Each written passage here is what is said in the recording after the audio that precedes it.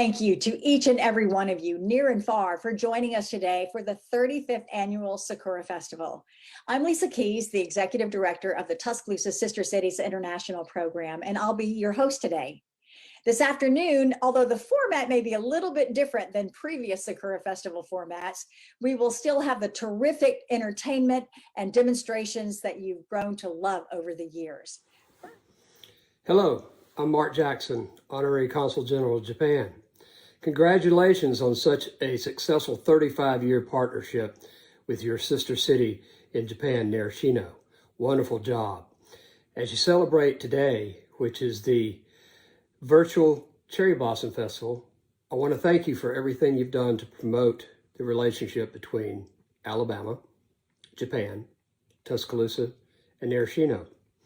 All your festivals that you do are successful. You've been able to promote Japan to students, not only in high school, elementary schools, but at the University of Alabama. You've been able to bring Japan culture to the city of Tuscaloosa, to the western part of the state, and through Lisa Key's leadership now as the state director of Alabama Sister Cities. Lisa, thank you for all that you do. Good luck today on this program. I wish we were all there in person, but next year, hopefully we will be. 35 more years, Narashino and Tuscaloosa. Arigatou gozaimasu. Distinguished guests, ladies and gentlemen, I'm excited to be a part of the 35th Annual Sakura Cherry Blossom Festival.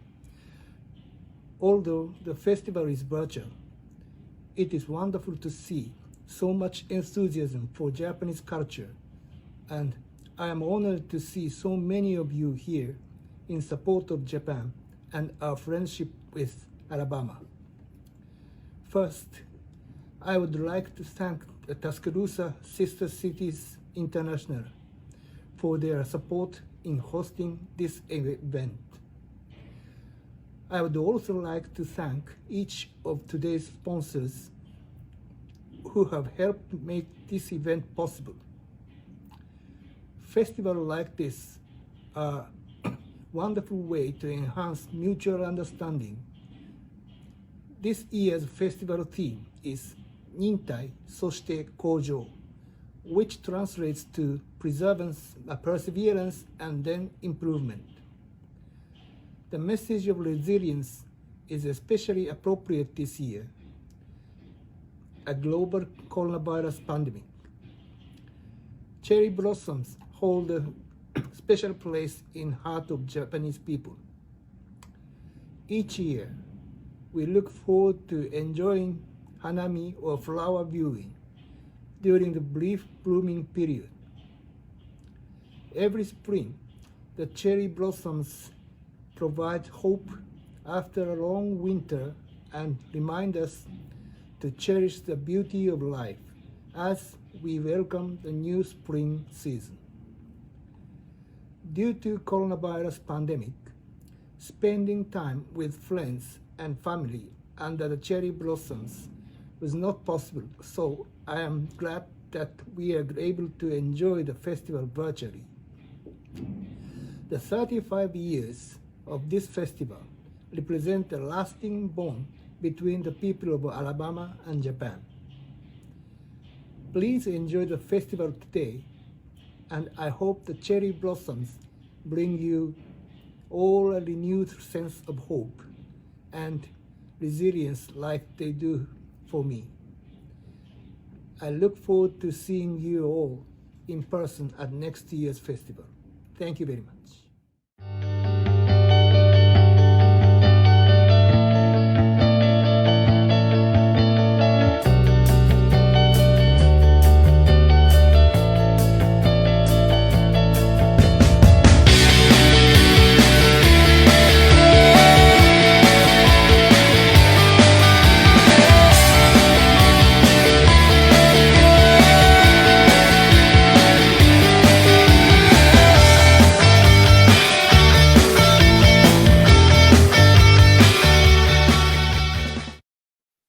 Thank you to our wonderful judges and all those who participated in this year's haiku contest. The Sister Cities organization also has had a Sakura art contest over many years, and the artwork in this year's showcase may be found on the Tuscaloosa Sister Cities International Facebook page and also on the Tuscaloosa Sister Cities International website at tuscaloosasistercities.wordpress.com. We hope you'll enjoy it. And now we're going to venture a few blocks away to the University of Alabama's Arboretum and learn about the history of cherry blossoms here in Tuscaloosa. Hi, my name is Monica Watkins. I'm the Arboretum Director at the University of Alabama Arboretum. I want to talk to you a little bit today about cherry trees at the Arboretum and around Tuscaloosa. First, what's an arboretum? Sometimes people don't know exactly what we are and what we do. The root word arbor is the same as Arbor Day. This means tree. We are a tree museum. It's a botanical garden containing living collections of woody plants. Some arboreta are small. It can be just the trees on a college campus that have been identified and labeled. And some are large. You can have acres of forest with native woodlands. A few well-known arboreta are the Arnold Arboretum at Harvard University in Boston, the Morton Arboretum, which is in metropolitan Chicago, and the United States National Arboretum in Washington, D.C. The UA Arboretum is part of the College of Arts and Sciences. We're in the Department of Biological Sciences, and we're an affiliate of UA Museums. The UA Arboretum was established in 1958. The land was donated by the federal government, and we're located next to the Veterans Affairs Hospital. It's a unique resource for UA research and academics. We have university students that collect data for their research as well as come for classes. And then we offer field trips to local schools, and we're open to the public 7 days a week. The public enjoy coming here for recreation and relaxation. Our mission is similar to that of the university as a whole.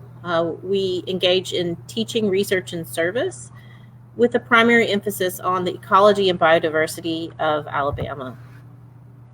The Arboretum maintains a plant collection with native species and exotic relatives, educational reference specimens, and plants of global conservation concern. Our programs promote management, conservation, and sustainable use of natural resources and appreciation of nature through recreational activities and artistic endeavors. What do we do? I already mentioned the academics. So we have classes from college students as well as children. We have a plant collection in different gardens. We have a community garden and a children's garden area. We have a wildflower garden. That's the main place. I would tell you, if you came today, don't miss the wildflower garden. Our native wildflowers are really beautiful and diverse. We have natural areas. So we have forests. It's 2.5 miles of trails through those natural areas. We also have invasive species in those natural areas, and that's actually a good opportunity for us to teach about invasive species. We have a lot of volunteers who come and learn about invasive species and help us control them. And we do a lot of education and outreach, and we promote sustainability. So our outreach programs, sometimes we go to schools, other places in the community. And for sustainability, we host the university's composting program. We have a couple of events annually. Arboretum is very popular.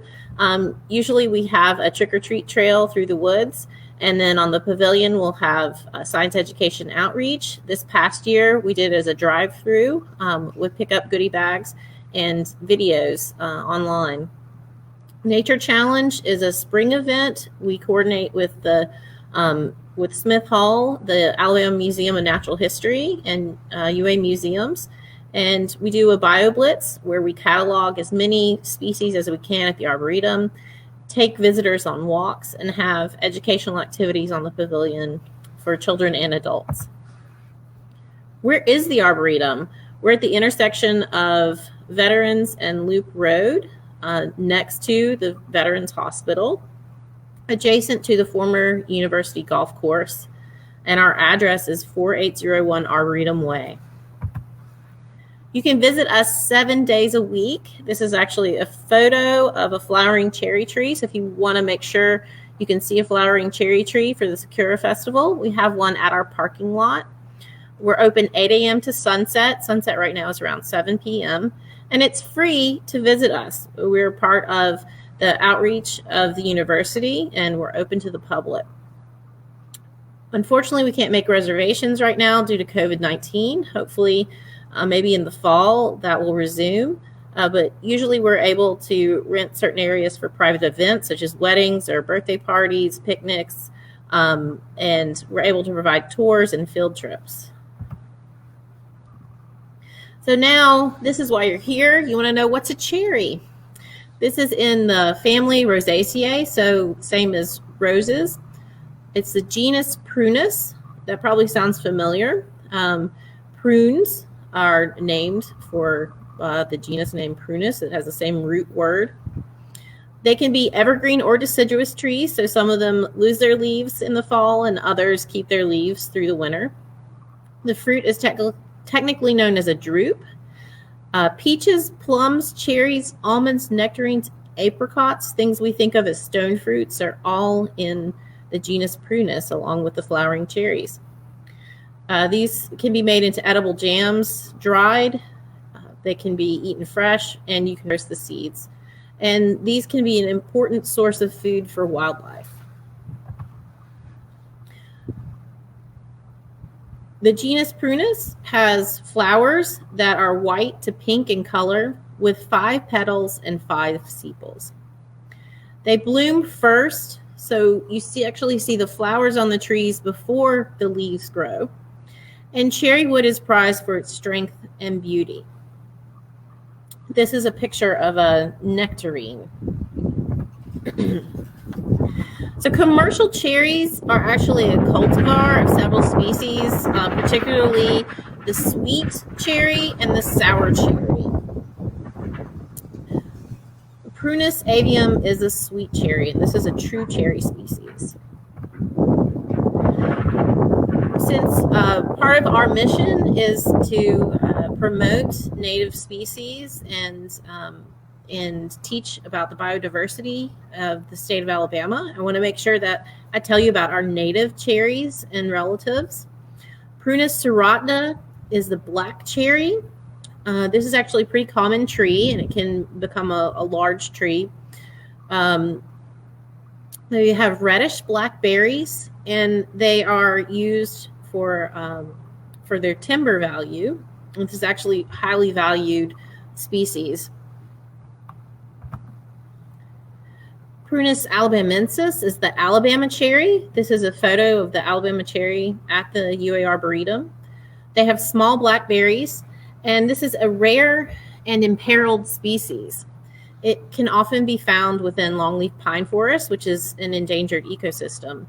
And the champion Alabama cherry tree is here at the UA Arboretum. It's actually across the drive from our maintenance shop.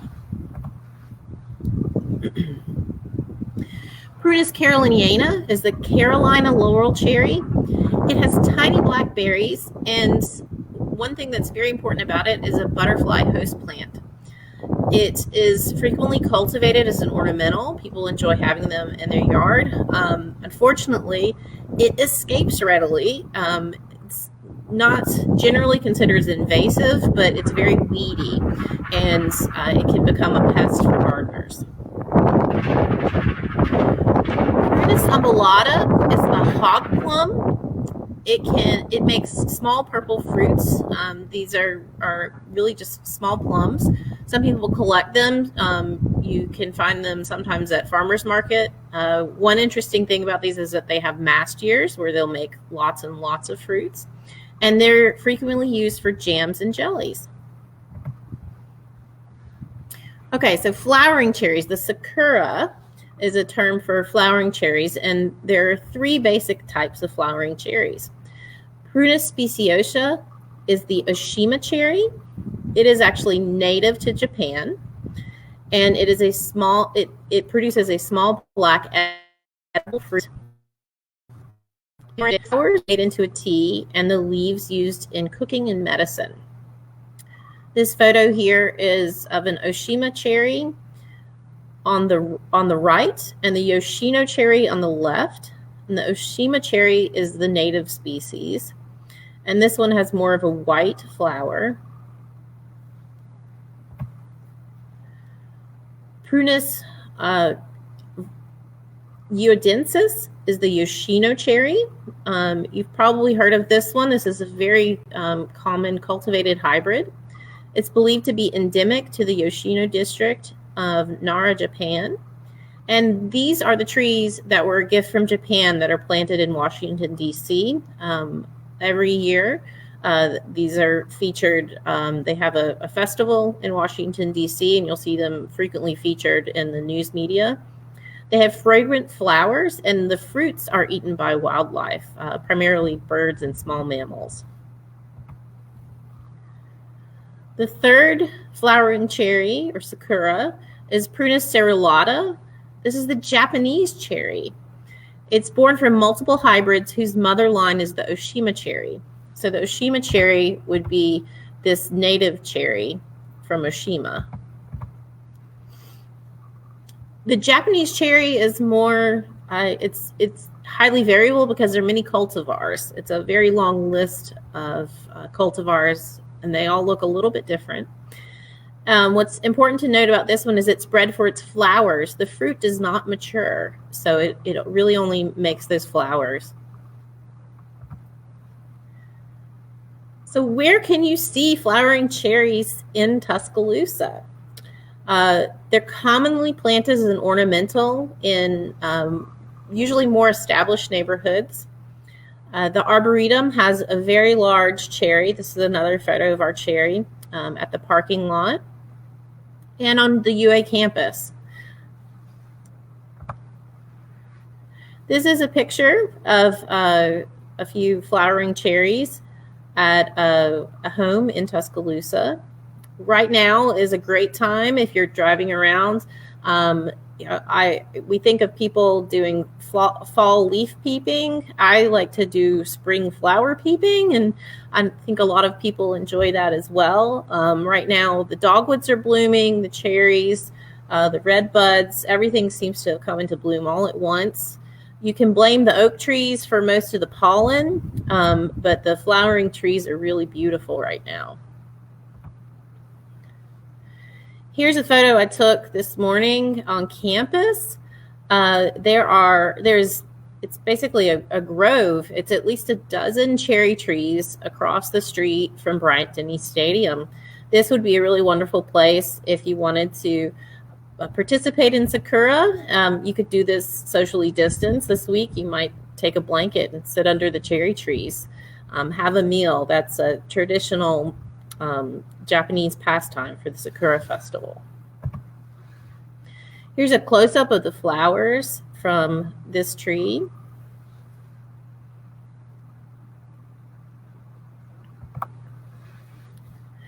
The University Quad is one place where cherry trees were gifted from our sister city, and there's a couple surviving there. I took these photos this morning as well. You can see Bryant-Denny Stadium in the background. This is a close-up of the flowering cherry.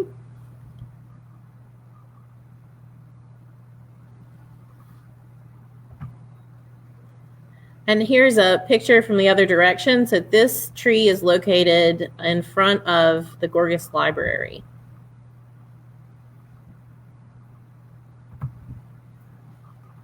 Here's another tree. This one is a little closer. In the background is Rose Administration Building. And it's next to a really beautiful flowering dogwood. So a little bit more about the Arboretum.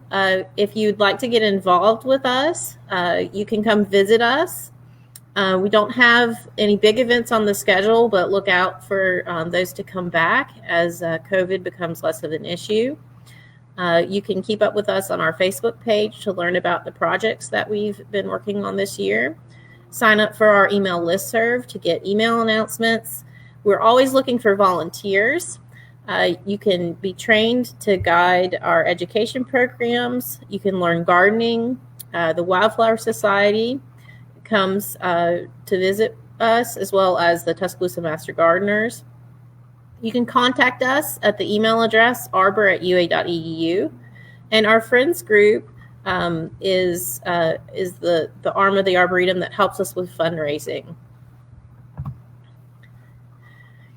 If you'd like to learn more about the Arboretum, you can go to our website, arboretum.ua.edu. Again, my name is Monica Watkins. I can be reached at mhmwatkins@ua.edu, and my phone number is there as well. If you'd like more information or to be connected with one of our groups or programs, please give us a call.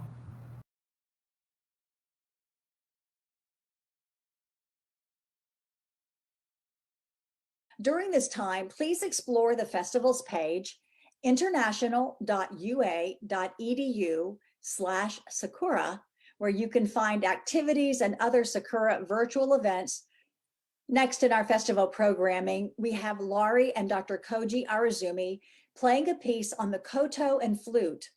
Did you know the koto is the national instrument of Japan? It's a half-tube zither. Enjoy this beautiful music.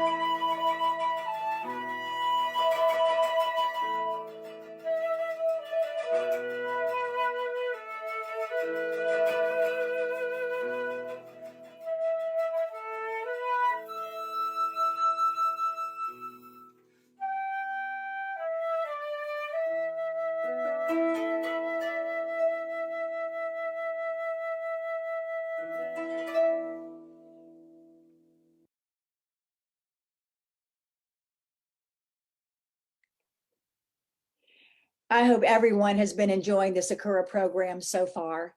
Next, we have a showcase from the W.S. Hoole Special Collections Library featuring the works from Lafcadio Hearn, Koizumi Yakumo. Enjoy. Hi, I'm Kate Matheny, the Outreach Coordinator at Hoole Special Collections Library here at UA, and I'm going to tell you a bit about a writer and translator named Lafcadio Hearn, who brought the culture of Japan to Western audiences in the late 19th century.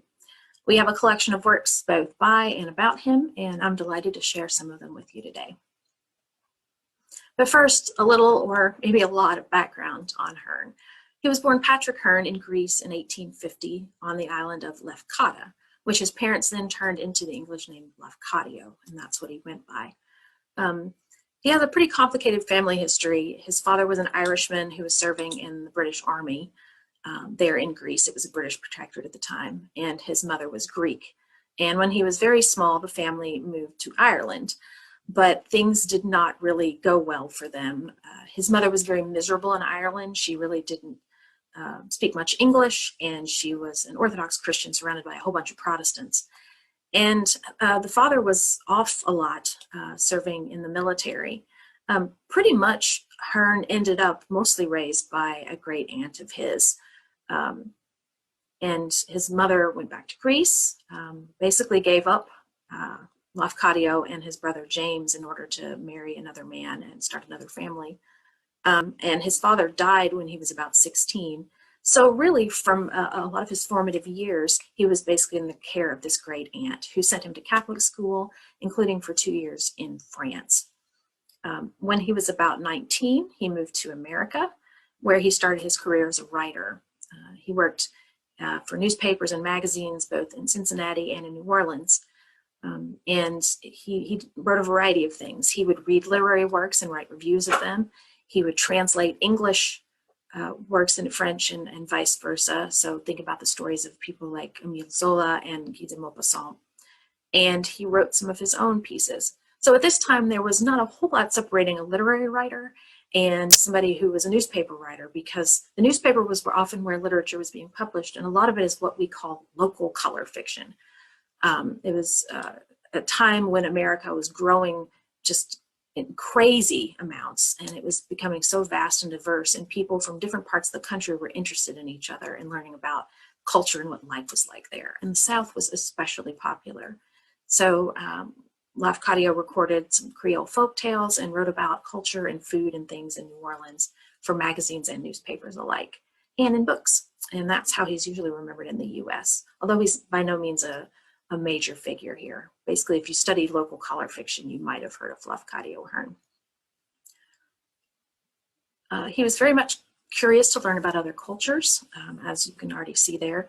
And in 1887, he lived for 2 years on the Caribbean island Martinique, which led him to write 2 years in the French West Indies. Then, in 1890, he traveled to Japan. He was there on what was supposed to be a short newspaper assignment, which eventually fell through, but he pretty much never left because he fell in love with the country.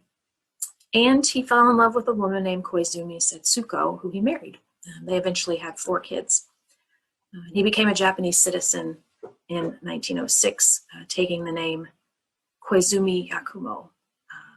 So he took his wife's family name, and then the Yakumo comes from a shortened form of a word used to describe old Izumo province, which is the area that he lived in. They lived in both Matsue and Kumamoto, and he died in Tokyo in 1904 at the age of 54, which reminds me that he became a citizen in 1896, not 1906 after he died. Sorry about that. He taught English and he worked as a newspaper journalist, but he's really known best as a writer about Japan and its culture and folklore. So just as Americans wanted to hear about other regions of the country, the West was really excited to learn about the East. And this meant things like what they called the Near East, or what we say Middle East, included China, India, and also Japan. Japan was especially exotic to Western audiences, though, because it had only just reopened to international trade and exchange in the late 1850s. There were a lot of people who had some connection to these places. Maybe they'd done missionary work or they knew someone who had, and they would try to write about them. But a lot of people did it in a pretty surfacey manner. Now, while Lafcadio Hearn probably had some attitudes that we would look back now and see as maybe a little bit imperialist, a little bit paternalistic, he was someone who was genuinely interested in Japan and its people and places and culture. And he is still appreciated in Japan because of this sensitive attitude he had toward his adopted home and the care he took in his late 19th century white guy way to reflect it as genuinely as possible to his readers. What I want to do for a few minutes is just show you some of his works and what they look like in physical form. Here we have Glimpses of Unfamiliar Japan. It was a 2-volume book that he wrote, the first thing he published, and it essentially, I think, functions as kind of a travel log of the places and the people he met. As you can see from the table of contents there, a lot of proper names, because that's what he was focused on. He wrote Out of the East, Reveries and Studies in New Japan, so continuing his writings on the country. Here's the beginning of chapter 3 about his travels to Hakata, which from the research I've done, was then in the process of being renamed Fukuoka because those communities had kind of been combined together. But at this point, people were still kind of holding on to the name Hakata, although it's now much more of a sort of historical term for the region. And here at the beginning of this chapter, he's basically complaining about how awful it was to ride around in a cart. So he wrote Gleanings in Buddha Fields, Studies of Hand and Soul in the Far East in 1897. And this is significant because Hearn actually became a Buddhist. So he was not just a sort of cultural tourist with Buddhism, but he really wanted to learn about it and understand it. Here is a page where he's done some translating an explication of Japanese poetry that has Buddhist allusions in it. So about the first third of the page is the poetry, and the rest of it is footnotes explaining how the language is being used, or at least as they understood it in the West at this time. In 1896, he wrote Kokoro, Hints and Echoes of Japanese Inner Life. I gather that this is much more focused on people instead of on history and folklore. So here, chapter 13, subtitled In Cholera Time, and he's describing an epidemic he saw after the first Sino-Japanese War. I love this cover for 1899's In Ghostly Japan. This is pretty indicative of the way a lot of covers looked at this time period. In the 19th century, there was an explosion of interest in reading by middle classes, and so people needed to be able to produce books more cheaply. This might not look cheap to us, but compared to the leather editions that you would have had in centuries past, this was a much more democratic way of getting books out there to much more people. But the covers began to be very, very elaborate with a lot of embossed and stamped decoration, and also sometimes just images like the cherry blossoms here. And you notice also the gold on the title. Here's an interior page showing a diagram of the feet of the Buddha. And if you'll see on the left foot there, on the toes specifically, you'll see an original swastika. So we think of the swastika, the right-facing one, as the Nazi symbol, but for centuries before that, it was an ancient symbol of luck in Buddhism. And so there you see it. And here's a full-page illustration in the same book of the lanterns used at the Obon Festival commemorating the dead. And this is something that would have been very shocking, probably, perhaps, to an American and an English audience at this point. But now it's one of those aspects of Japanese culture that I think most Americans are familiar with. And it's because of the works of these folks who brought Japanese culture to this side of the globe. 1901's A Japanese Miscellany. If you don't know that last word, it's related to the word miscellaneous. It means just kind of a lot of stuff put together, different kinds of writing. In this case, it's different kinds of writing about sometimes the same subjects. So here we have a page that is about dragonflies. He's actually listing some of the dragonfly species that they have in Japan and actually has some images of them. And then a few pages later, he has picture poems about dragonflies. And I noticed the word tombo throughout. And I looked it up, and of course, that's the word for dragonfly. Although Google Translate tells me now it's Tombo with an N instead of with an M. I think probably our ways of translating Japanese sounds into Latin letters has changed a bit in 120 years. In 1902, he published Koto, being Japanese curios with sundry cobwebs. And that's a fancy way of saying more miscellany, I'd imagine. A lot of the chapters or stories have a facing illustration at the beginning of them. They're all very striking. And then sometimes there are illustrations dispersed throughout. Here is an illustration accompanying the chapter, The Eater of Dreams. Now, lest you think that I'm exaggerating the influence of Lafcadio Hearn on the world in terms of them understanding Japan, we have some translations people did of these English works into other languages. So here's the German translation of Glimpses of Unfamiliar Japan. And you can see it's got some really ornate cover art, different than the one we were looking at earlier, because this seems to be an image that's been pasted on a board. Here's a paperback Danish translation of Shadowings. It's also trying to capture some kind of Japanese art on the cover. And this is a Swedish translation of Exotics and Retrospectives, also a paperback. They're not in great shape, but they're still, I think, quite striking. But what I want to do last here is show you one of the kind of cool, special things that he did, and that is to try to set down some Japanese fairy tales. And specifically, these are crepe paper books. So on this sort of fabric-like paper, they're very malleable. I wish I could show them to you, but they don't translate very well in video, I've found. Of these fairy tale stories. He published several in the series. There are others in the series that were written by other people. And when I say written, I mean that these are traditional stories that they learned and then they wrote down in English, but not necessarily translated. But I wanna share with you today The Goblin Spider, so you can hear how the story goes and see some of the vivid artwork. That crepe paper really holds ink in interesting ways. And as you can see from the half a figure on the front cover, it's an interesting story. So here we go with The Goblin Spider. In very ancient books, it is said that there used to be many goblin spiders in Japan. Some folks declare there are still some goblin spiders. During the daytime, they look just like common spiders, but very late at night, when everybody is asleep and there is no sound, they become very, very big and do awful things. Goblin spiders are supposed also to have the magical power of taking human shape, so as to deceive people. And there is a famous Japanese story about such a spider. And here's the story proper. There was once in some lonely part of the country a haunted temple. No one could live in the building because of the goblins that had taken possession of it. Many brave samurai went to that place at various times for the purpose of killing the goblins, but they were never heard of again after they had entered the temple.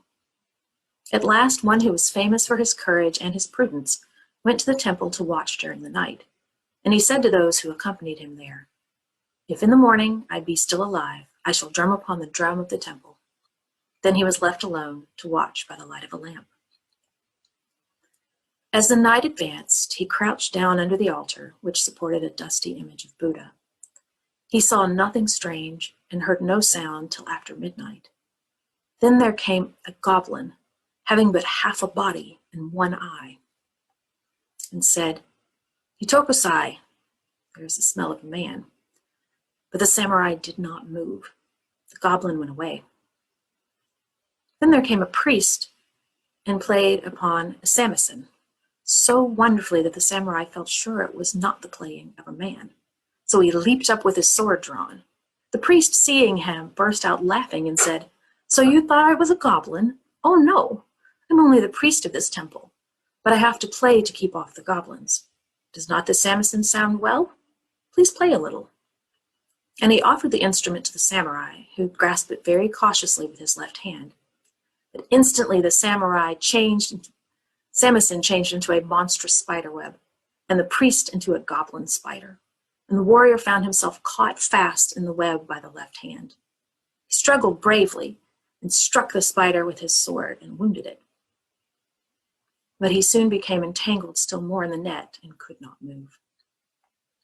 However, the wounded spider crawled away, and the sun rose. In a little while, the people came and found the samurai in the horrible web and freed him. They saw tracks of blood upon the floor and followed the tracks out of the temple to a hole in the deserted garden. Out of the hole issued a frightful sound of groaning. They found the wounded goblin in the hole and killed it.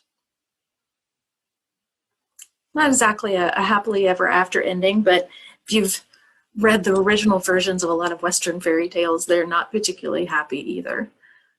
I just love the last image we're left with, the spider's legs kind of coming out of the side of the panel there, and him being finally dispatched. So a nice little moody story to share with you. We have several more of these, including, let's see, Old Woman Who Lost Her Dumpling and The Boy Who Drew Cats. Ordinarily, when it's not COVID times, you're welcome to come in and see these books anytime you want at Whole Special Collections Library, or to see any of the items that I was showing images from today. I hope, if nothing else today, you've taken away a new piece of information next time somebody asks you if there are any good connections between the U.S. South and Japan that aren't William Faulkner. Well, now you can tell them of the name of Lafcadio Hearn, who loved Japan and its people so much he actually became a Japanese citizen. Anyway, happy Sakura Virtual Festival 2021. Bye.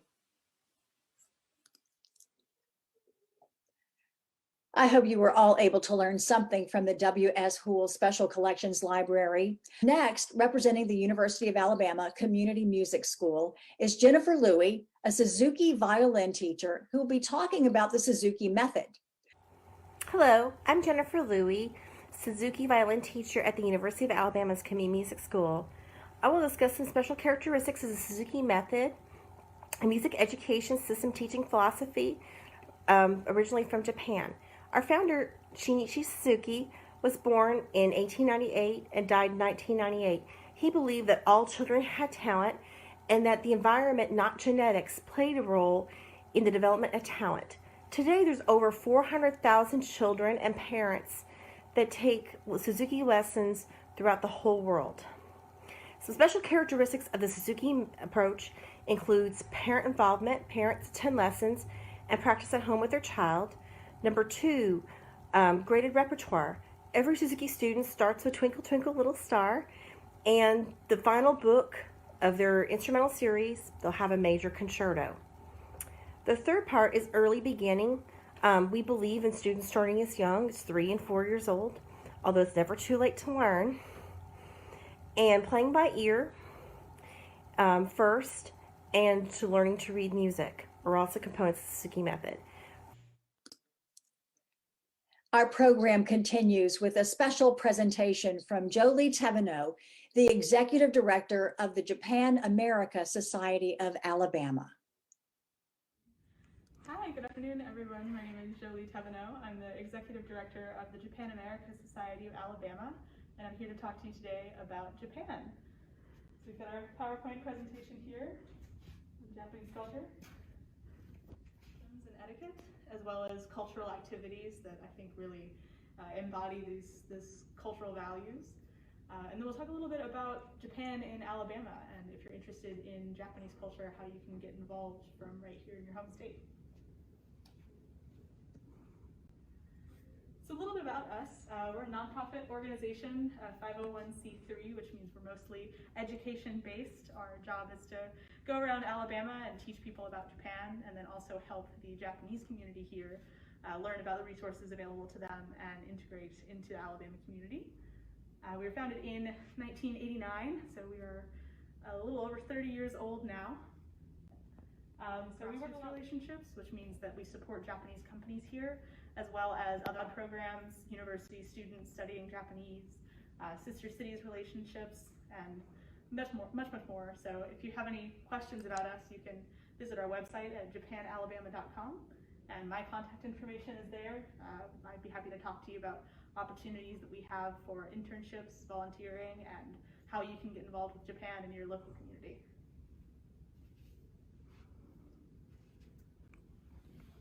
start with some views of Japan, the tourist's perspective that I mentioned. So the landscape of Japan is mostly islands and mountains. So there's about 7,000 islands that make up the country of Japan. Many of them are very small or uninhabitable, so only about 421 of them are inhabited and have cities or villages there. And it's 80% mountains, which means there's very small coastal space for people to live and develop, which is why you see massive metropolitan areas like Tokyo and Yokohama and Osaka, where the majority of people live. 80% of, I think it's actually 96% of people live in urban areas in Japan. And there's 126 million people in Japan as well, and we'll talk a little bit more about that later. 47 total prefectures, as shown on this map here. I think the images that come to mind of Japan are often of the big metropolitan areas and the very developed old temples and shrines, but there's also a lot of countryside too, and farming agricultural land as well. So we'll start with Tokyo, the capital city, home to about 30 million people in one metropolitan area, so it is very busy. These are some pictures of main sightseeing spots in Tokyo. So up here on the top left, we have Tokyo Station. That is one of the train hubs and buses in the city. There is one main train line that runs in a big circle called the Yamanote line, and about 10 million people ride it every day, getting on and off. It covers, I think, almost all of the major train stations in Japan, or in Tokyo, and goes around in one big circle, so you could ride around the whole city all day if you wanted to. Train is probably the most commonly used form of transportation in Japan as well. They have a very efficient rail system, so Tokyo Station is a big part of Tokyo and how everything works together. Up here on the right is Tokyo Tower. It was the highest point in Tokyo for a while, and then they built Tokyo Skytree, which is a very tall viewing building and a popular tourist attraction. But from the Tokyo Tower observation deck that you might be able to see in the picture, if you go all the way to the top, on sunny days you can actually see Mount Fuji, which is about 50 miles away from Tokyo. So you see a whole wide view of the urban area, the city, and out into the mountains as well. It's beautiful, I would recommend it. Down here at the bottom is Shibuya Crossing. You might have seen some pictures of this before. There's some famous photos of people holding their umbrellas in Shibuya Crossing, where everyone crosses at the same time. It's one of the busiest intersections in the world for pedestrian traffic, and it's quite a sight to behold. So would recommend if you're in Tokyo to stop by Shibuya. And this here is the Rainbow Bridge that leads to Odaiba. Odaiba is a man-made island in the Tokyo Bay area, and it's big plaza is kind of what it translates to. So it's one of the most open spaces in Tokyo, and it's home to big convention centers where they do a lot of tech programs and innovation. So Fuji TV station is also there. They have some really unique buildings and unique developments in a more modern landscape on this man-made island, and that's the bridge that connects it to Tokyo.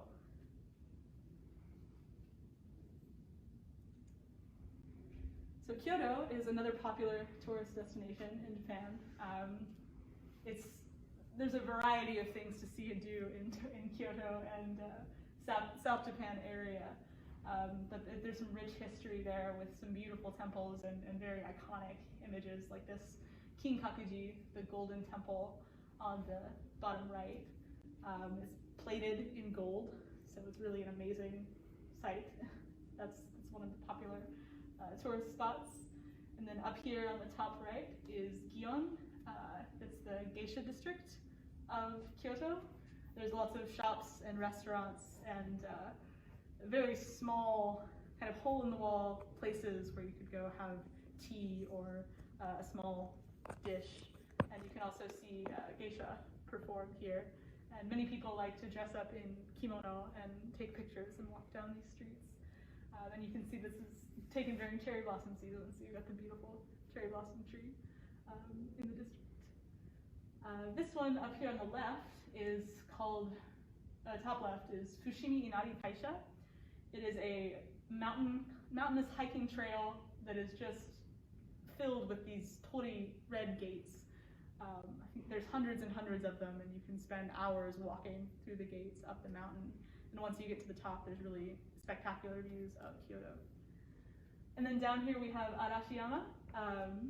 Storm Mountain is what that translates to, which I think is kind of cool, but it's a famous bamboo forest. And it also goes on for a very long time, and it's almost overwhelming how tall the bamboo is and how dense it is, but it's very peaceful and quiet in there. So another beautiful, iconic image of Japan is the bamboo and the peace of Arashiyama.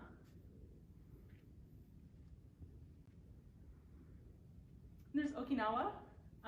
There are a lot of Americans who have been to Okinawa because of our relationship with the Japanese and US military. So a lot of people who have been to Japan or been stationed in Japan have been on some kind of military exchange or deployment. So there is a lot of American presence there, and it's pretty accessible if you want to go as a tourist. But it's known for its beautiful beaches, and there's pretty big cities there as well. Okinawa has its own very unique culture. There's special kinds of dance and food and music that are local to Okinawa, which is an island, I guess you could equate it to Hawaii, being kind of far off the coast of Japan. But you get this diversity of the mountains and the big cities and these beautiful beaches, and the whole country really does just have so much to offer on all ends of the spectrum. So. And there are many other beautiful places in Japan that I don't have time to talk about today. I could probably spend all day showing pictures of beautiful places to go and check out, but if you ever want to make a trip to Japan, feel free to reach out to me, and I'd be happy to provide you with some more suggestions. So Japanese food, another great reason to go to Japan is food is delicious, in my opinion. So you might know sushi and ramen noodles. Ramen is actually a Chinese dish that was popularized in Japan. So ramen is a Chinese word that is written in the Japanese alphabet for foreign words. And then you've got the sushi here. And this is a traditional Japanese breakfast, which you might not think of fish as a breakfast food usually, but it's customary or pretty common to have a slice of fish and then some white rice, soup, and then maybe a vegetable. A lot of the teishoku, the traditional style Japanese meals, are kind of an assortment of small dishes, and so you have lots of balance and get to try lots of different flavors in your meal, but it certainly does take time and care to create something like that for every meal. So Western breakfast is also very popular in Japan now. These are some other foods that you might get to enjoy if you visited Japan, or if you have a wonderful local Japanese restaurant that makes some of them. This is okonomiyaki.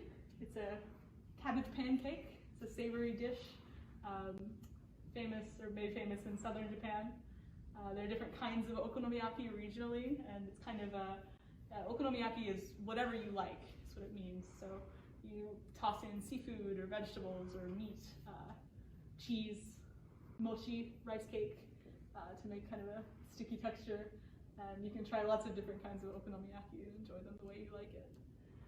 This is yakisoba up on the top left.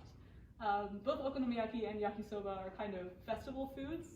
So if you're at a Japanese festival or a holiday event, you might see stalls where people are making this and selling it, and people are walking around eating it as they walk through and appreciate the gardens or the event that's going on. But yakisoba is like a noodle stir fry. Yakitori, down here on the bottom right, is also a festival food, but you can go to a bar or a restaurant and have yakitori made right in front of you. It's chicken on a stick, chicken skewers, pretty simple, but some amazing flavors and lots of different things you can do with yakitori. And then we have dango up there on the top right. That's a rice cake. You might have seen mochi or mochi ice cream. That rice cake consistency is without the ice cream inside, and then on a stick is called dango, and it's in a kind of sweet and savory sauce. very delicious, also common festival food. In here in the middle, at the bottom, we have katsudon. So donburi are rice bowl dishes that are pretty common in Japan. This is just an example of chicken and fried chicken and egg. You can have it with pork as well. But you can have oyako donburi, which is an egg mix. You can have tekadon, which is raw tuna on top of rice. So it's very common to have a bowl of rice with some kind of cooked dish on top of it. And then we have wagashi up here in the top middle picture. Wagashi is a really unique kind of Japanese sweet. They're usually bite-sized and they're incredibly detailed. So the flavor is usually just kind of not very sugary. I think in America we have really sugary desserts and the flavor in Japan is much milder. But you can take a bite out of a wagashi, 1 or 2 bites, and then you're done. And so it kind of embodies the appreciation for taking a moment to savor your food and savor a delicious sweet, especially when they're made so beautifully. They're also seasonal, so that one on the top right might be a cherry blossom one. On the left, the ginkgo leaf might be for summer. And the bottom left, I'm not sure if that's maron, chestnut flavored, which would be a fall flavor. But food is very seasonal in Japan too, so you might be able to enjoy certain dishes or certain wagashi and desserts during certain times of the year.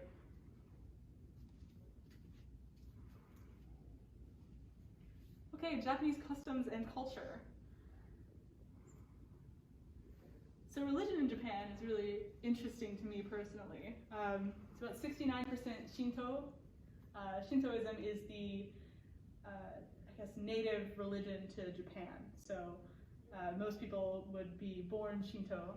It's very nature-based and specific to the country of Japan and the Japanese landscape, and appreciating the energy and care in which the world has been created for you, I would say. And that's an understatement. There's so much more that goes into Shintoism, but it is very much about the country of Japan and nature. And then Buddhism moved in later from other Eastern countries. And I think Zen Buddhism is the most commonly practiced kind of Buddhism in Japan right now. They actually work in tandem, so you can see that these percentages don't add up to 100%. So most people in Japan aren't Shinto or Buddhist or Christian. They might be Shinto Buddhist or practice all different kinds of religions.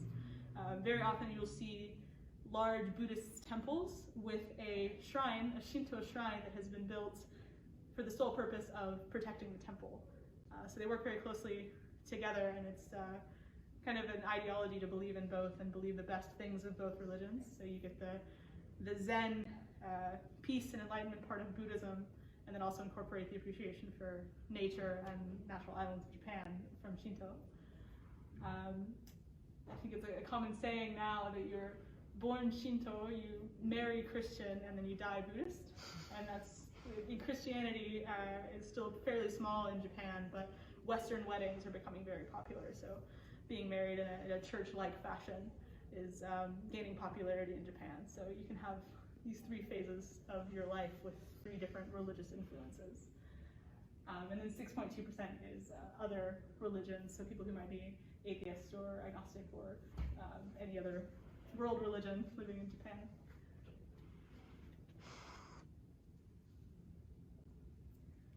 So we mentioned the landscape of Japan earlier, the fact that it's mostly mountainous or coastal, and so the cities are very densely populated, right? So there's 91% urban population, and if you think about it, the United States is about 25 times the land size of Japan, but we only have 2.5 times the people, which means that Japan is 10 times more dense in population than we are, which I think explains a lot of the cultural values that are very important for life in Japan.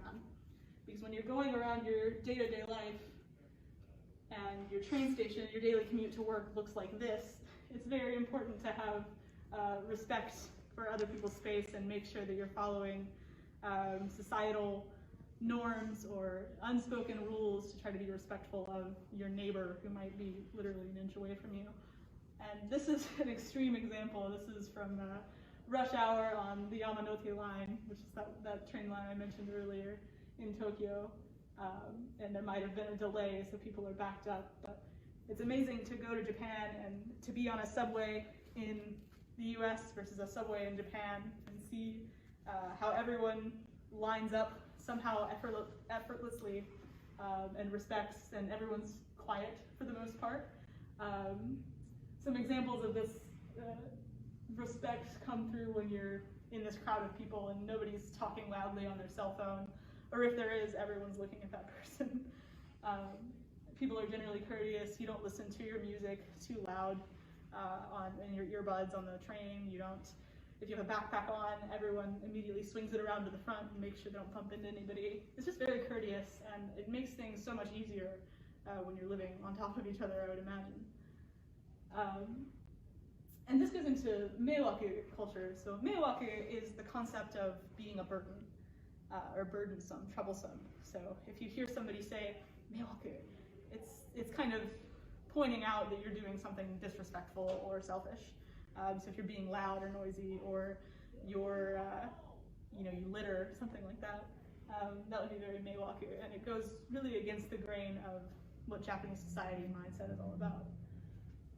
And that comes through in people being respectful in their noise and how their presence affects other people. It's also amazing to see the trash and recycling system. So Japan is very good at recycling. Everybody breaks down every milk carton and folds it up just the right way and puts it in the recycling bin to go out on the perfect day of the month. And I couldn't get the hang of it when I lived there, but everyone puts in their effort, and this whole society is better for it.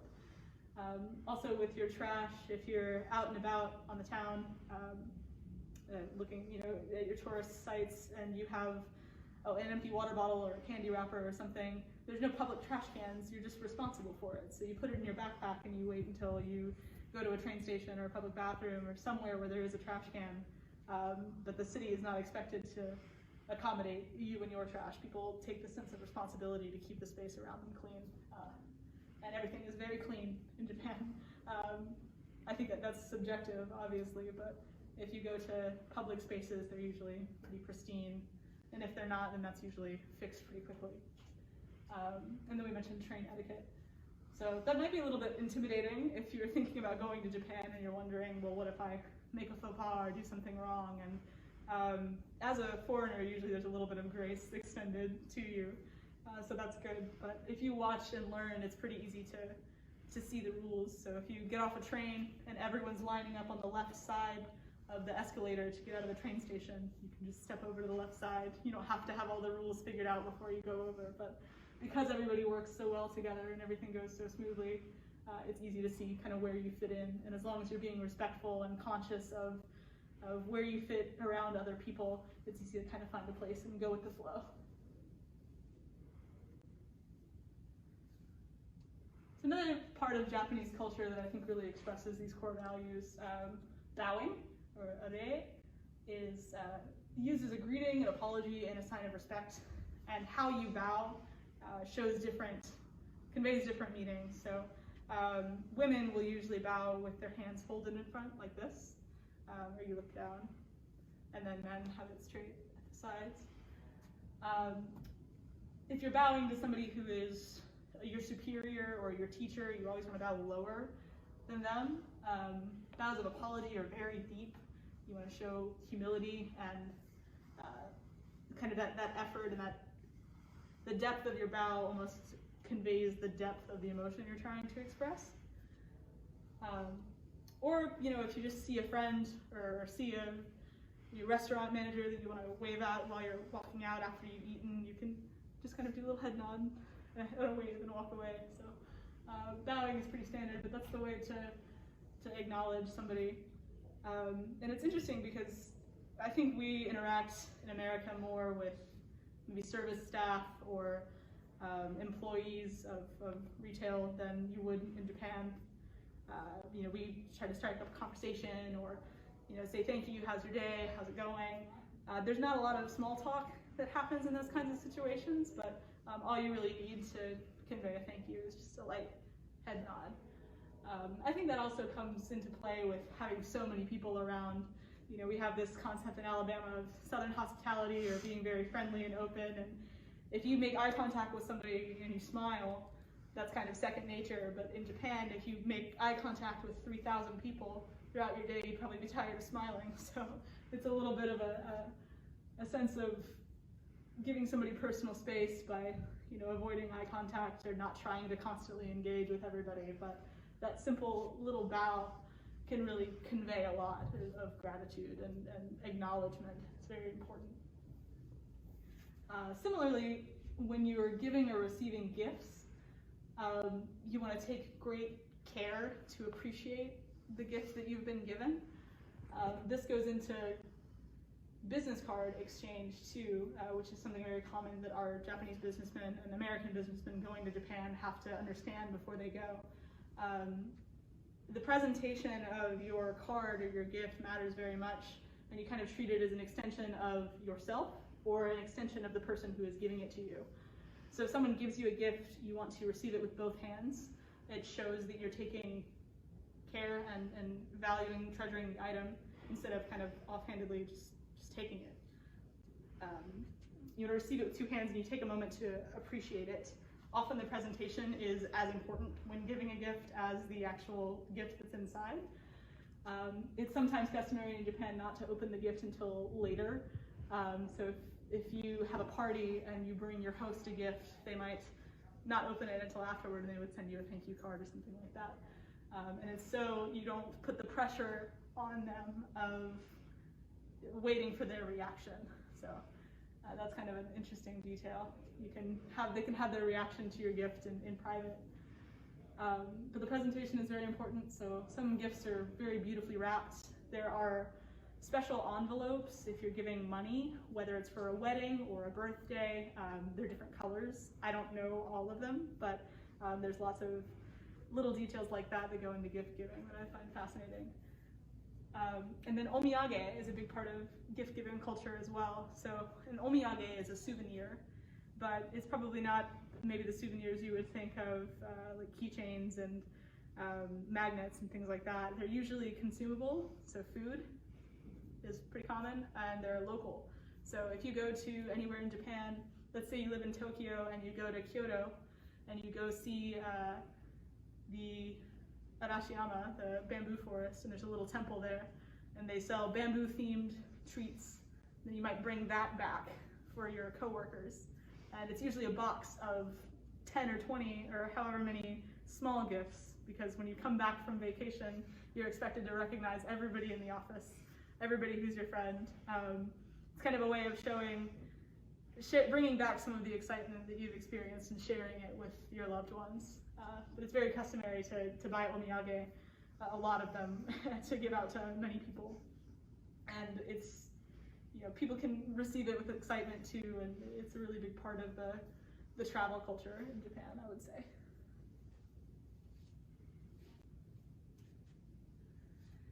So hobbies and cultural traditions. We've talked about this time, care, and appreciation, and really valuing other people and being respectful and valuing items and even some of the seasonal themes.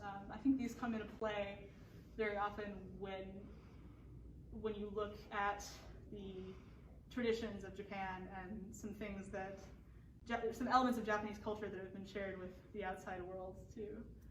So tea ceremony is a good example of this. I was fortunate enough to give a presentation on tea ceremony a couple weeks ago for the University of Alabama, and got really into the details of just how much care and time goes into the study of tea ceremony. It takes years of study to perfect every detail, and one tea ceremony can last up to 3 hours. So you would invite, the tea master would invite a group of guests to a tea house, and then prepare a course of tea and wagashi, those snacks that I mentioned earlier, for them.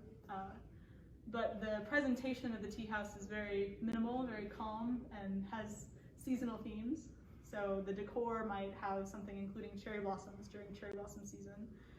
And it's meant, I think tea ceremony is meant as an opportunity to sit and rest and relax and appreciate the time, the place and time that you're in, and what you're experiencing. So each placement of each cup is very important, and every decor element around you.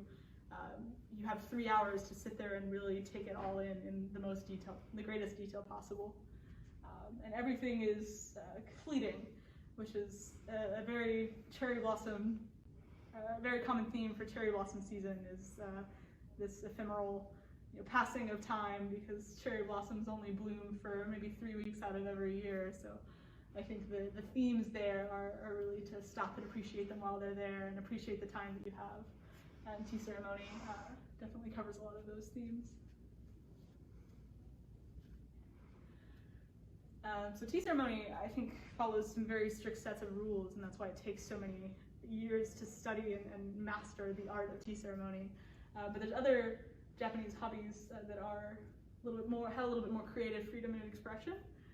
Ikebana is flower arranging, and if you'll notice, the bouquet doesn't quite look as festive as American bouquets.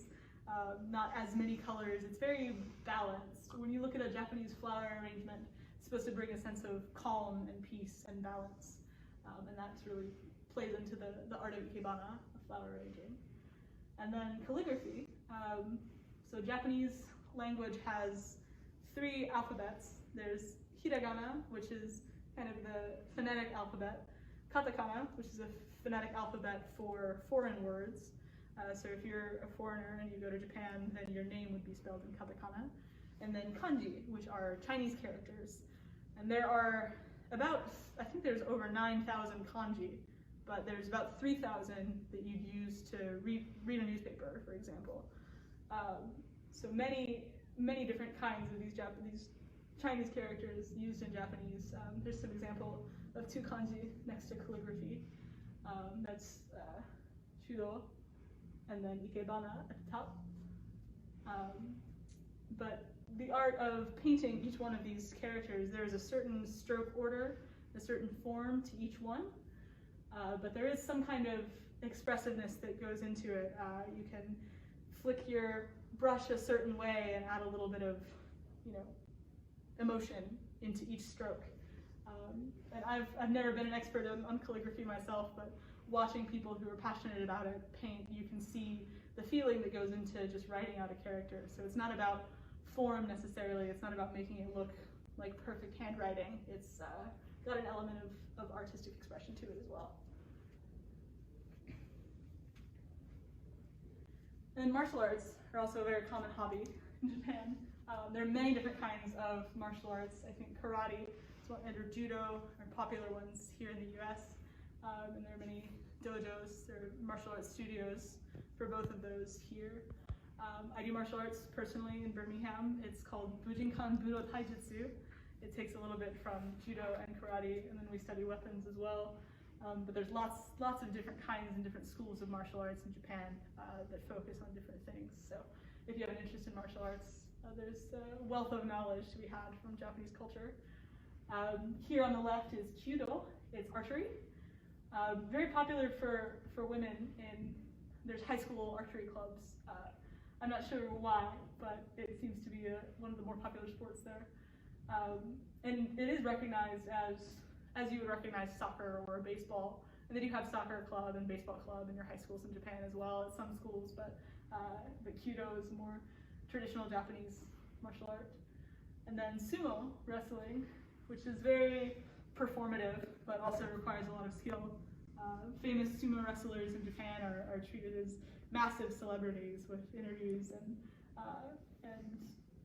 guest appearances, and there's a lot of respect for sumo wrestlers in Japan. And then kendo, up here on the right, is Japanese swordsmanship. Right now they're using bamboo swords, but they do have live swords and cutting of tameshigiri, which is like a bamboo pole. And there's a lot of art that goes into moving the sword at just the right angle and with just the right pace to slice something. But Japanese steel is world renowned, so their swords are very cool in my opinion, and it's really neat to see them used properly by a kendo master.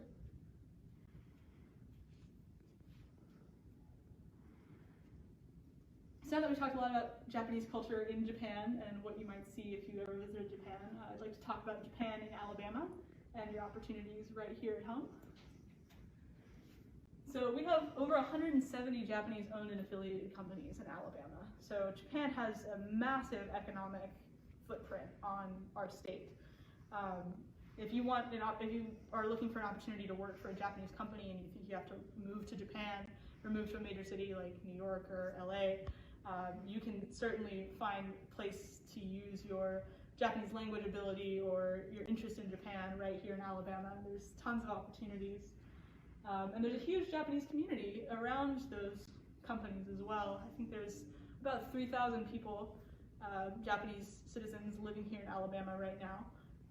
Usually families will come over to work to start up a new factory or a new plant or company that comes here, and they rotate out.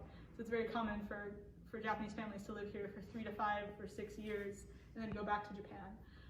But that means for us, for JASA, there's constantly new people coming in that we get to show Alabama and bond with over our cultures. So it's a neat opportunity. Alabama has 5 sister cities in Japan. So Tuscaloosa's sister city is Narashino. It's in Chiba Prefecture. It's about 45 minutes away from Tokyo. I know there are assistant language teachers from Alabama that have been sent to teach at middle schools in Narashino through this exchange program. I believe there's a high school exchange too, to allow students to go over to Japan and then bring high school students here to Alabama. So lots of neat opportunities through Tuscaloosa sister cities. And there are also, Birmingham sister cities has 2 cities in Japan, Hitachi and Maebashi. And then Mobile and Ichihara have a relationship. And then Montevallo and Echizen. So if you're watching this from other places in Alabama, or you're here as a UA student from another city here, then you might have a close by sister city relationship that you can look into. And there are many Japanese language programs across the state as well. I know University of Alabama has some great Japanese language classes, and University of Alabama at Birmingham too. All over the state, there are plenty of chances to learn Japanese, and if you'd like to learn it on your own, feel free to look at some resources on our website and contact me. I'd be happy to help recommend some textbooks or some programs around you. And then study abroad and student exchanges. So those high school student exchanges that I mentioned through Sister Cities programs, and then many exchange opportunities between universities. So I'm sure the folks at the Capstone International Center can tell you more about the opportunities for University of Alabama and Japan, but you may have the chance to go study abroad, spend a year, spend a summer in Japan through a private program or through university exchange. So I mentioned some of the Japanese companies in Alabama. These are just some of them. These are our JASA numbers, but there are over 170. So you could spend all day researching all the different Japanese companies and opportunities to work in your industry for a Japanese company, use your Japanese language skill, and never have to leave our state. So just learning on that for a second. And many, many more. So thank you so much for having me here today. It's been wonderful to be in person and give this presentation and talk to you all about Japan.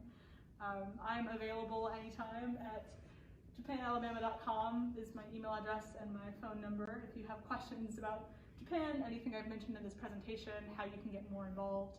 I always love to talk about Japan with people who are interested, so feel free to contact me anytime. And are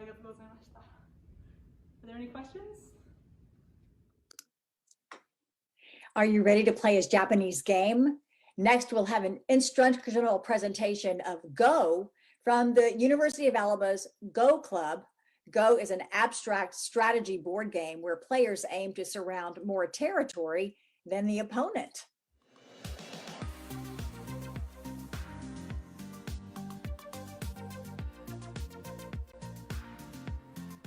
Hello, my name is William Sweet. Today I'll be going over a little bit of the culture and history of the ancient game of Go. I'll then do my best to teach you the game. Go is a game with simple rules that quickly spiral into complex strategies, due in part to its large scale.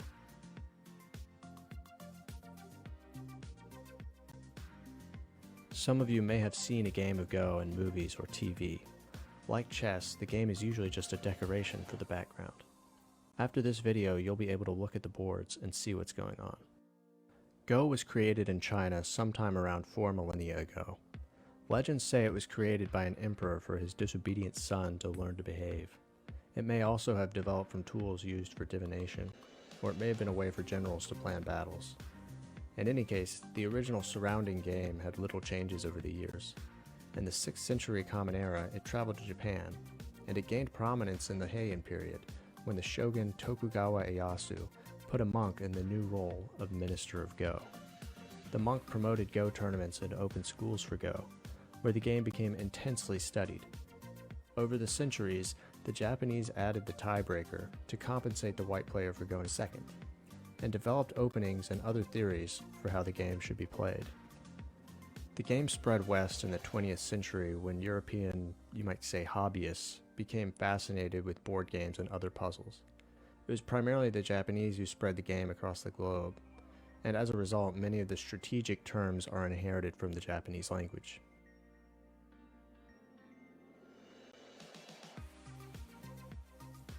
The objective of Go is to surround territory.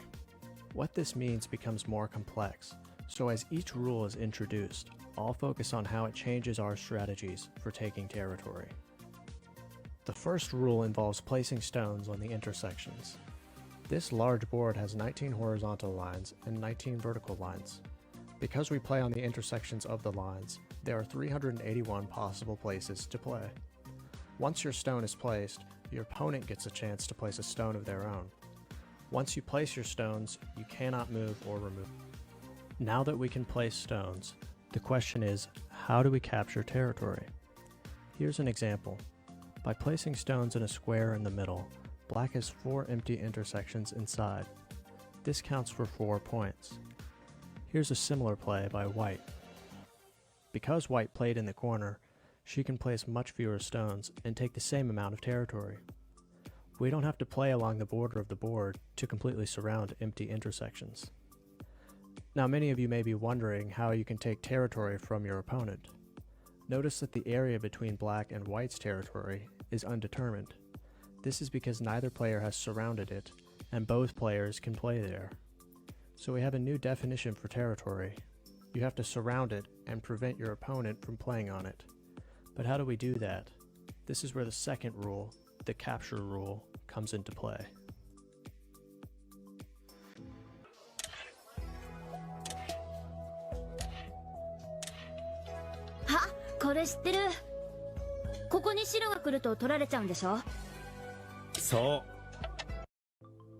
Let me explain that clip that just played. Each stone has 4 intersections horizontally and vertically next to it. These points are called liberties. When all 4 liberties of a stone are taken, the stone is captured and becomes 1 point for the player who captured it. When a stone has all but one of its liberties taken, it is said to be in Atari. At this point, the player who owns the stone needs to save it, or it will be captured next turn. In order to save our Atari'd stone, we play in the empty liberty ourselves. Groups of stones share liberties. So in this example, the group of stone has 3 liberties and is no longer in Atari. Let's do some example problems to apply the capture rule. Where do you play to capture this group? That's right. We take its last liberty by playing here. What about this group? Good. Here's a more complicated one that kind of resembles what you might see in a real game. Where would you play to capture the marked stone? If we Atari from here, we'll lose those 2 stones. However, we can Atari the stone from here, and even when it drops, we can Atari again from this side to eventually capture.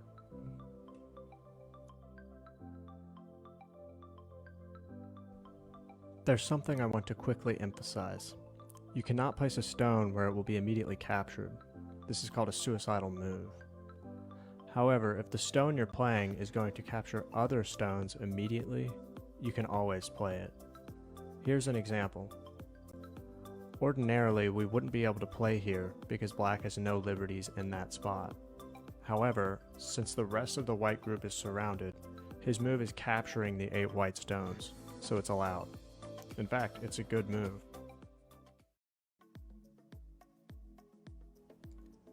Let's take things to their logical extremes. At the end of the game, as the board begins to fill up, our groups are going to run out of liberties. Even when a large group of stones is captured, the empty places can be played in again. Provided that every spot on the board fills up, the only places that I'll be able to secure are places where it is illegal for my opponent to move. These spots are called eyes. You've seen a couple examples already. However, you also saw that a group with one eye can still eventually be surrounded and captured. What about a group with 2 eyes?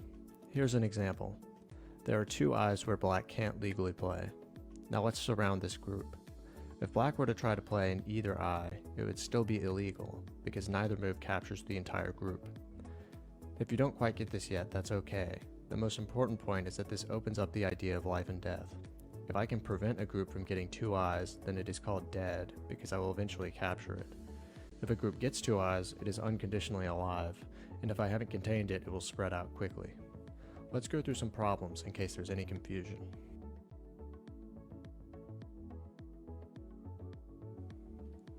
If you were playing as black, where would you play? This is the only move that allows you to have 2 eyes in this position. For that same reason, this is where white would play in order to kill black. If white plays there, black is no longer able to make 2 eyes within that space. What if we have a slightly larger eye space, as in this example? In this case, black can actually play in 2 of those places. Here or here, either way creates eyes. And for the same reason, white would need to take both in order to kill the group. There is one more rule that was added to make the game playable that ends up making things more complicated. In this position, black can take white so that it's white's turn. Then white can take the black stone back, arriving at the same position as the start. This can continue on infinitely, with the board state repeating, and with neither side gaining an advantage. As a result of this oversight, the co-rule was developed. The co-rule states that a capture cannot be made if it repeats a previous board position. What this means in practice is that white needs to play a stone somewhere else before she can recapture. This in-between move is called a co-threat, and the purpose of the move is to force the opponent to play somewhere else so that this play is still available. If the co-threat is not powerful enough, then the opponent will ignore it and fill in the co in order to win it. If the opponent does respond to it, then white can capture this co as planned. Here's an example. This shape is alive for black, but when white plays one of the vital points, black does have to respond, or white can play there to kill it. So now white can capture and continue the co-fight. At this point, black would want to find his own co-threat, which would give him a lot of points if white failed to respond. The value of a co-fight and its co-threats are determined by what's going on across the entire board. Co-fights are one of the most difficult parts of Go as a result. The easiest way to end a game is in resignation, when one player is down so much that they don't wish to continue. If neither player resigns, a game of Go ends when both players pass. Passing is literally skipping your move, and it only happens when a player believes they have no more important places to play.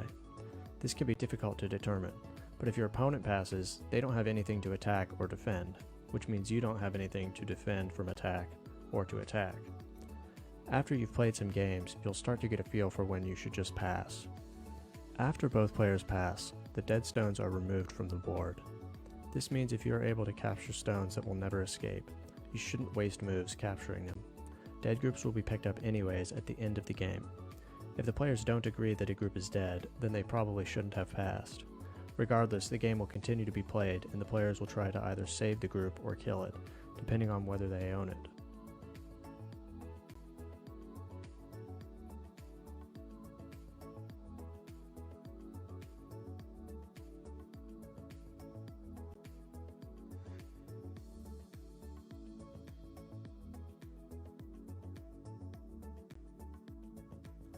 Once all of the dead stones are removed, stones can be rearranged inside the borders of territory to make counting easier.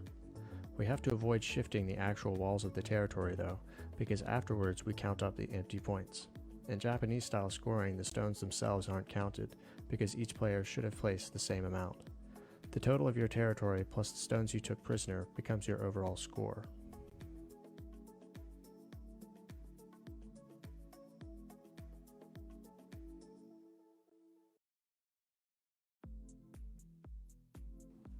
For me, learning just the rules wasn't nearly enough, so let's talk some strategy.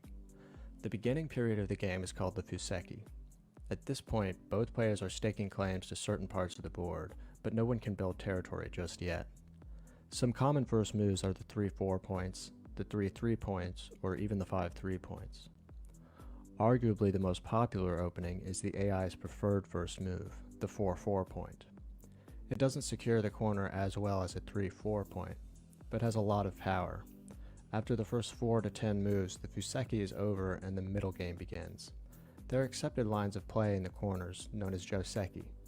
For instance, if my opponent invades here, I play here, and the accepted best move is here, then here, and so on.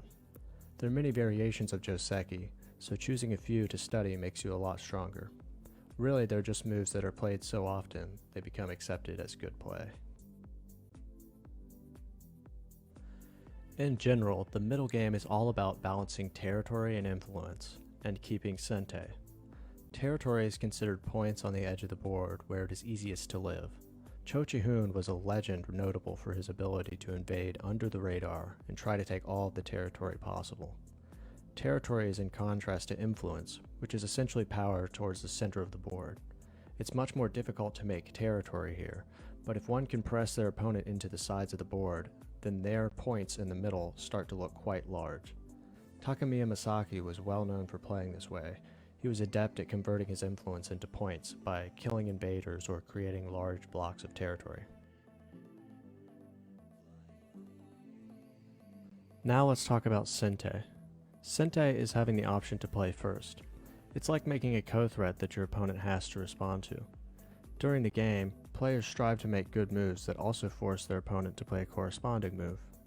If you play sente moves, suddenly it's your turn again and you get to choose where to play. If you're responding to sente moves, you're in gote, and you won't have as many options to choose from if you want to keep up with your opponent. On the other hand, it can sometimes be difficult to tell when a move is sente or gote. Playing away from where your opponent has been playing is called tanuki, and it generally says, what you're playing is no longer that important.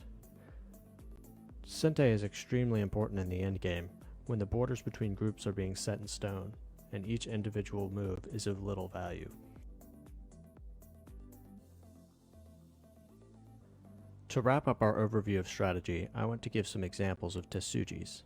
Tessujis are brilliant moves that are given specific names because of how often they are played. For instance, playing the vital point of a group's eye space in order to kill the group is a throw-in tessuji. Another tessuji used to capture stones is called the ladder. In this position, the stone has 2 liberties. If I atari this way, the stone will escape.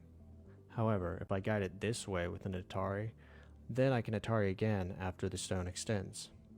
After the stone extends again, I can atari here, and after another extension I atari here, and so on and so forth, until the stones hit the edge of the board.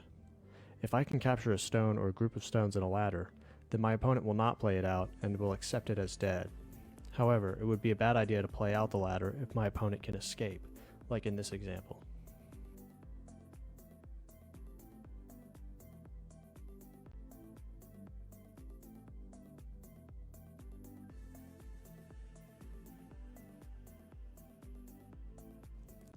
The other tessuji I'll introduce is called a snapback. This tessuji relates to capturing stones as well. In this position, when white plays here, it looks like black can capture the stone. After all, the white stone is an atari. After black captures, however, white can play to recapture and capture all 3. This isn't a ko because the board state never actually repeats. It can be very tricky to recognize these situations, but I remember learning it quickly after I kept falling for it.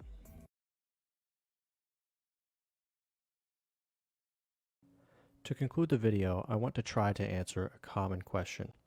Why play Go? After the creation of the AlphaGo AI in 2016, many Go players were disheartened, thinking that the game now belonged to the machines. However, chess has shown that Go can thrive even after the invention of AI. When the new AlphaGo Master AI came out, it made AlphaGo obsolete. Luckily, we humans don't just play games to be the best at them. Go is a beautiful game that we can play to continually improve at, or simply to have fun. And the culture of Go has enough stories, games, and possibilities for the lifetime of any Go player. This is how I think Go connects to resilience, the theme of this year's festival. We are so glad you were able to join us this evening for the 35th Annual Sakura Festival. Without the support of our sponsors, the Tuscaloosa Sister Cities International Organization, Daiichi Life Holdings, the Tuscaloosa County Industrial Development Authority, as well as our Faculty and Festival Advisory Committee, in no particular order, Yukiko Gilbert, Chika Kobayashi, Lori and Dr. Koji Arazumi, Dr. Teresa Wise, and Megan Wagner, this festival would not have happened. We hope you enjoyed yourselves and learned something new. These past few months, we've all had to be resilient. And though we may not celebrate in person this year, we are still able to come together virtually. Thank you again, and have a wonderful Sakura celebration